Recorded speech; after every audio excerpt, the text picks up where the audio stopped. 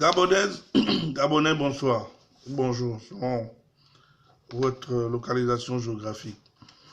Je voudrais, par cette vidéo, m'adresser à Nénès Mpo. Du moins, répondre à l'interview qu'il a donnée à une chaîne de télévision au Gabon. Et dont la vidéo se retrouve sur YouTube. Excusez mon apparence, hein, je suis un peu fatigué, je me réveille à peine, j'ai fait 2 jours de route et tout ça. Je ne me suis pas encore, mais bon, bref. Donc, Nénès parlait de l'affiliation d'Ali Bongo. Et il s'est dit surpris même du fait que Léopold Ngoulakia, qui est son grand frère, son aîné, qui a demandé à Ali Bongo en 2009 de prendre ses responsabilités lors d'une réunion de famille, aujourd'hui se retourne et demande et met en doute l'affiliation d'Ali Bongo. Nénès, moi, en fait, tu ne connais pas mentir. Faut laisser. Tu connais. Regarde même comment tu gesticules, tu bouges. On sent que tu es inconfortable. Là, tu mens. Ngoulakia, Zoubandama et plusieurs autres Gabonais, en 2009, ont cru à Ali. Ils ne savaient pas, comme plusieurs Gabonais, qu'Ali avait un problème d'acte de naissance. Jusqu'à ce que lui-même, il vienne le reconnaître sur France 24, sur RFI. C'est Ali Bongo lui-même qui a reconnu cet acte de naissance. Voilà, chers compatriotes, voilà l'acte de naissance qu'Ali Bongo a présenté, a déposé à la Sénat en 2009, avec toutes ses irrégularités. Première irrégularité, l'acte de naissance est signé de Sir William Akasaga Okinda, qui était maire du 3e arrondissement.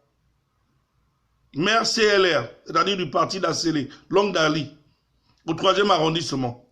Alors que selon la loi, pour les Gabonais nés à l'extérieur, à l'étranger, les transcriptions se font à la mairie du 1er arrondissement. À l'époque, le maire Mvélé a refusé de faire la transcription au 1er arrondissement parce que il n'y avait rien, il n'avait aucune souche, il n'y avait rien. Ils sont allés faire ça au 3e arrondissement, en toute illégalité. En violation du code 163, de l'article 163 du code pénal. Donc Ali Bongo déjà est un faussaire. Autre chose, là il est dit qu'il est né, que M. Albert Bernard Bongo, né le 31 décembre 1935 à Léouaï, a mis au monde un enfant de sexe masculin nommé Bongo Ondimba Ali. C'est pas moi qui le dis. Albert Bernard Bongo a mis Bongo Ondimba Ali. Il ne s'appelait même pas encore Bongo Ondimba. Mais il a mis Bongo Ondimba Ali. C'est plus Alain Bernard. Bon. Autre chose. Il est né quoi là, 1959 ou quoi là? C'est où même? Il est né en 1959. D'après ce qui est écrit ici. Et Joséphine Nkama est née en 1945. Donc, environ 13 ans. Donc, Omar Bongo a épousé Joséphine à quel âge? À 12 ans. Donc, Bongo, à l'époque, était officier de l'armée française, pays des droits de l'homme, était un pédophile. La France a laissé Bongo épouser une enfant de 12 ans. Nénès, tu es venu insulter même la mémoire d'Omar Bongo sans te rendre compte. C'est comme tous les enfants de Bongo qui acceptaient cette situation. Mais vous venez reconnaître publiquement que votre père était un pédophile. C'est ça la définition d'un pédophile. Quand il va sortir avec les petits-enfants. À 12 ans, un enfant connaît quoi? Joséphine connaissait quoi à 12 ans? Donc elle a été violée par Omar Bongo. Un pédophile? C'est ça la mémoire de Bongo que vous défendez? C'est pas moi qui le dis. Voilà, c'est là. Voilà, c'est vos documents. Je ne fais que les lire. Donc, il y a ça qui a été violé déjà. Et pour cela, Ngoulakia, comme plusieurs autres Gabonais, disent non. En plus, ils ont cru à Ali. Ali est arrivé au pouvoir. Ils l'ont aidé à arriver au pouvoir. Il met les Gabonais à l'écart pour prendre les popos. Maintenant, c'est Acrobessi qui gère le pays. Même toi-même, Nénès. Pourquoi? Qui t'a enlevé de la défense? Qui t'a enlevé? C'est pas Mexan Acrobessi. C'est Mexan qui t'enlève de la défense, non? Tu crois que c'est fini ton combat avec Mexan? Il va te faire ça dur. Si Ali repart, heureusement qu'il ne repassera pas. Heureusement qu'il ne repassera pas. Néné, tu feras mieux de nous rejoindre. Laisse là-bas. Tu es Gabonais. Rejoins-nous. Tu veux parler du bilan. Tu peux vraiment défendre le bilan d'Ali. 800 milliards ont été décaissés pour la CAN 2012. Même pas un seul stade construit. Pas un seul. Le stade d'Angodje est un don de la Chine.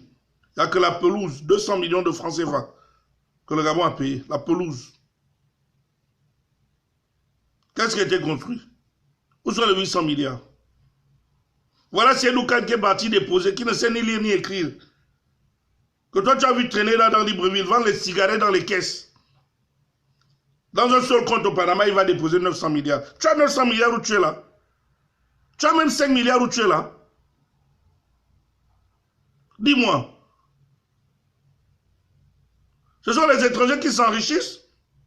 Vous êtes là, vous venez défendre. Vous défendez quoi? Ali n'a rien à foutre du Gabon ou des Gabonais. Encore moins de toi, Nénès Mpo.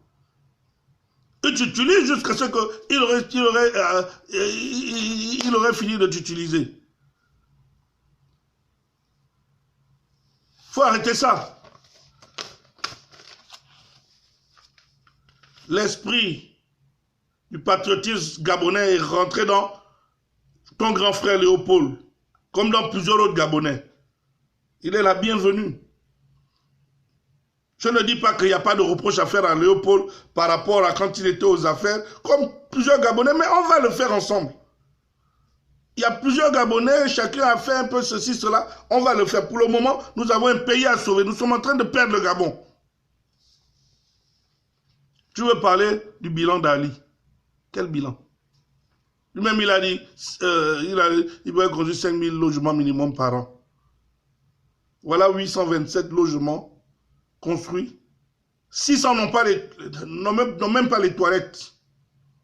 Et d'ailleurs même, c'est construit par une société privée qui n'a pas été payée jusqu'aujourd'hui. Pourquoi les gens n'habitent pas là-bas? Les toboggans qu'on a fait là-haut, échangeurs de Zayong, de machin, de ceci, de cela, c'est à quel niveau? Les routes construites par la Banque mondiale. Je suis passé sur ces routes-là en 2005, lorsque j'allais en Guinée équatoriale. Je suis parti de Libreville à Guinée équatoriale seul, dans ma voiture, jusqu'à Bata. Les buts financés par la Banque mondiale pour relier l'Afrique centrale. Le Gabon ne fait que superviser ce qui se passe sur, ce qui passe sur un territoire. Vous voulez imputer cela à Ali Bongo?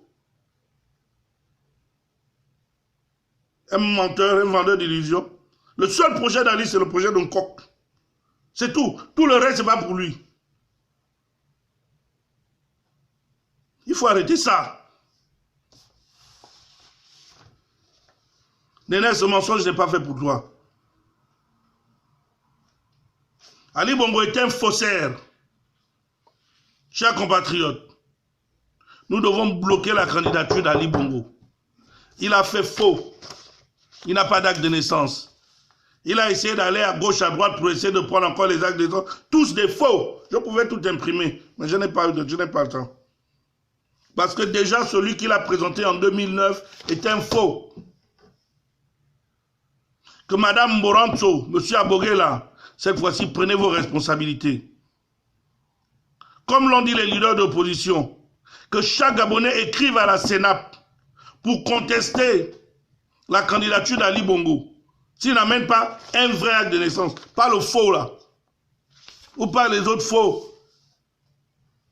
On veut les vrais actes de naissance. Sinon, monsieur Abogué là, madame Marie-Madeleine Boulanchou, vous allez prendre la responsabilité de porter les cadavres du Gabonais. Parce que nous n'allons pas nous laisser faire. Moi, je suis citoyen américain, je donnerai ma vie pour le Gabon. Je vous dis la vérité. D'ailleurs, je l'ai déjà donné. Mais c'est chez vous que je viendrai donner ma vie. Parce que s'il faut amener les États-Unis à s'impliquer à ça, ils le feront. Trop, c'est trop. Trop, c'est trop. Nous allons libérer ce pays. Avec ou sans vous, nous allons libérer ce pays. C'est quoi? Donc, Nénès, tu as eu ta réponse. Parfois, c'est mieux de se taire. Continue à te taire comme tu le faisais. Tu n'es pas obligé de venir chercher à défendre l'indéfendable.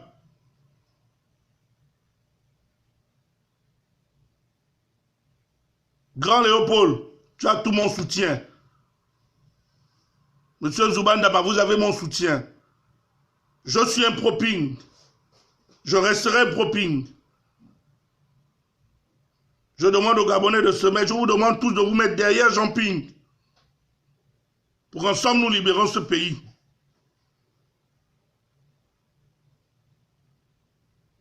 Je vous remercie.